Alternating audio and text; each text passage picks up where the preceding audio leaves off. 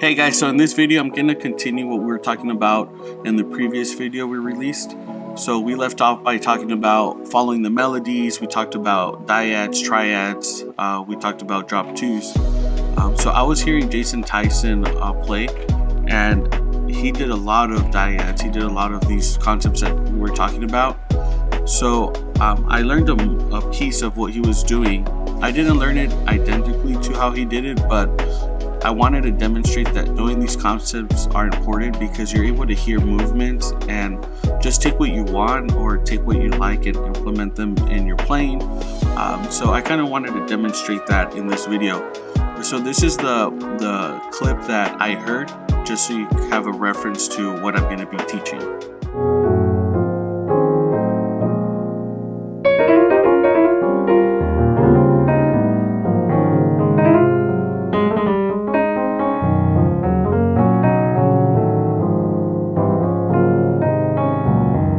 So he's in the key of D flat, and he's starting off by doing this common walk down. To kind of make it fuller, you can add the dominant, and I'll explain these chords in a bit.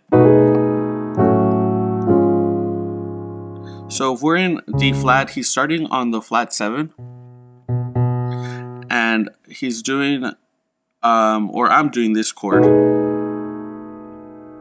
So I'm doing a dominant chord, but I'm adding the 6.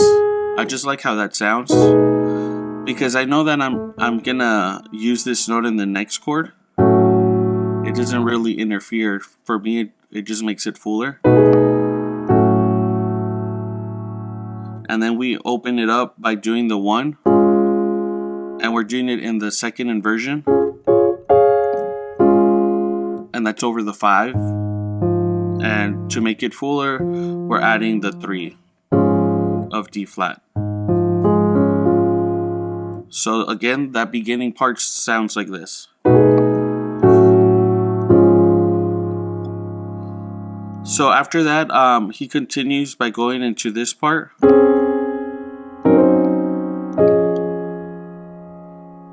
So this first chord is actually a drop 2 voicing. Essentially, when I first heard it, my mind went to this is what he was doing. And although he wasn't doing that, the concept of it was there, so it kind of led me to what he was doing. So that's why I believe it's really important to know these voicings. So if we take this one chord, if we're taking this D flat major 7, we have the first inversion, second inversion, and then we have the third inversion. So on this one, if we do the drop 2 concept, we end up with that chord. And then it leads us to this chord. I'm adding dissonance. And basically what I'm doing is the 5 and the second inversion over the 4. So you hear this a lot to go to the 3, like.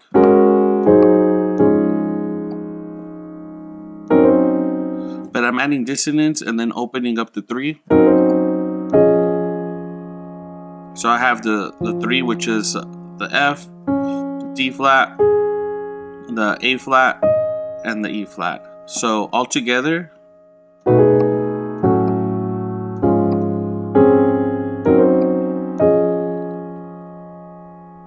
So I really like to do this kind of dissonance stuff, and it allows you to kind of explore that stuff that I was talking about.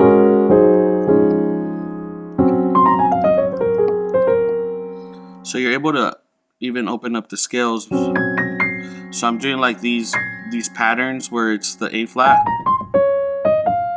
the D flat,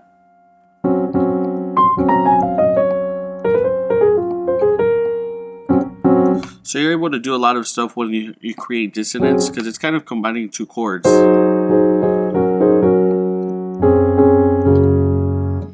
So from there, we're going to go to a dominant 2, but I kind of just want to demonstrate where we're at one more time. So we have the flat 7, flat 6, the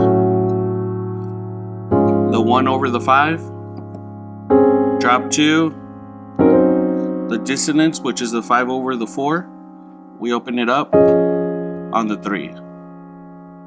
And then he goes to this the dominant 2, and he's basically taking that concept by, we hear this a lot, but he made it his own, and how he did it, he win.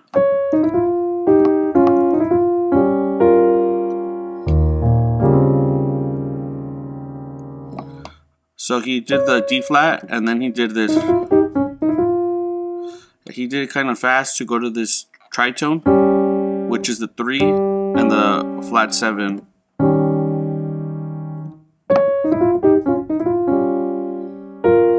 And then he lands on this F and B flat.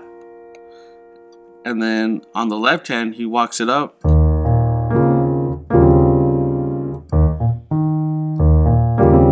So this is how I'm doing it. That's just how I liked how it sounds. And this leads me to the next chord. But I want to explain what I'm doing. So again, dyads. This is helping me outline that E flat. So we got the 1, 3, flat 7. We have the 9. But how he broke it down, it's he did the 1 on top. He did this little twang from the 1 to the 2, which led him to the 1 and the 3 dyad, to the D flat and F, which is emphasizing the flat 7 and the 9. He does that roll again to the tritone. And then he does the F and the B flat on top. So he's completing this chord. So we have a E flat dominant with the 9. And he takes it, he changes this voicing by going to this, by emphasizing the 6.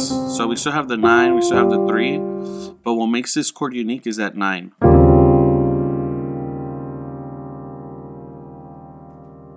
And on the left hand, I'm kind of outlining the 1, 5, and that flat 7.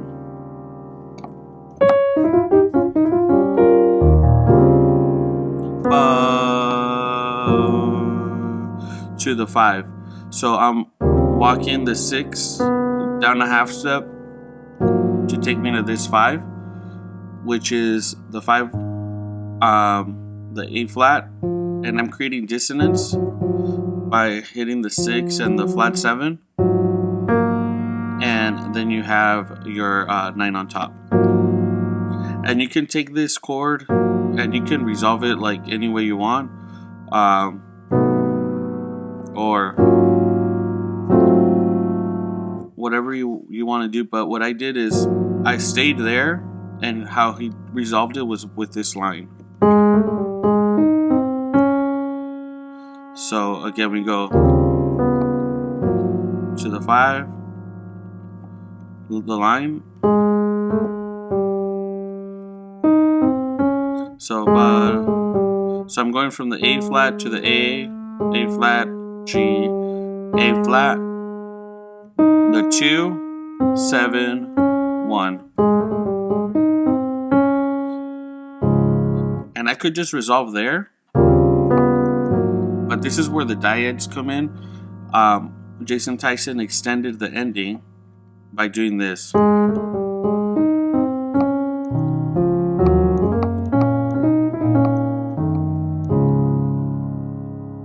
And I love that a lot. So again, that goes.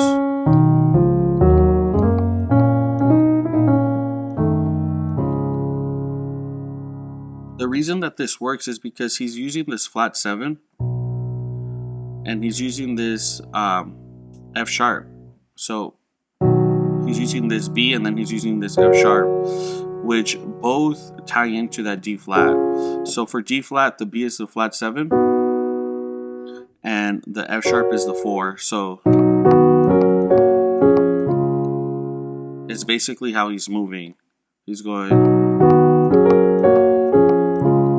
that's without doing the movement. That's just taking the concept of doing those open voicings and knowing how he's moving.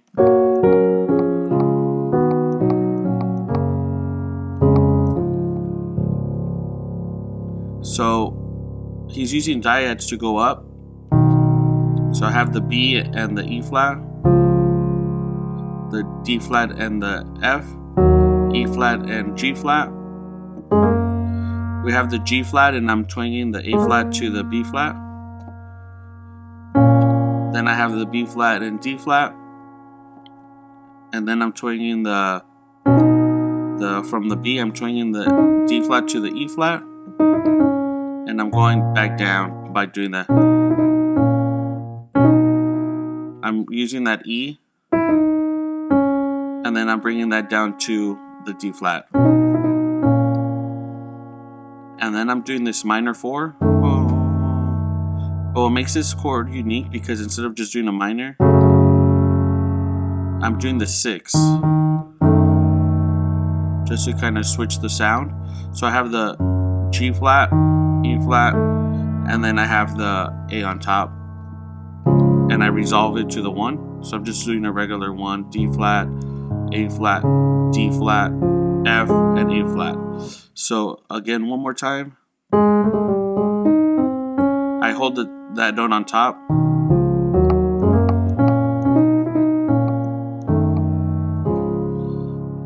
And he could have ended it there, but he continued by going.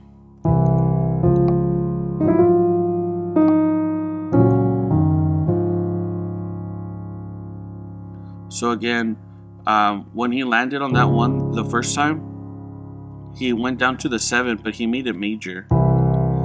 So the C and the E, he walked it up, D flat and F. I went to the 5. Same chord that I was doing for the 5, but I followed his melody. When I get to that 1, I'm doing this F to G flat, and I'm doing the 6, which is the B flat. Then I'm doing the G flat, the E flat, A flat to the F to resolve.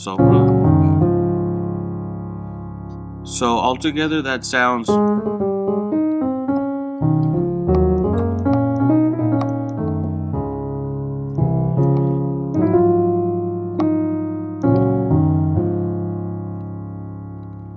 So from the top, when we put it all together,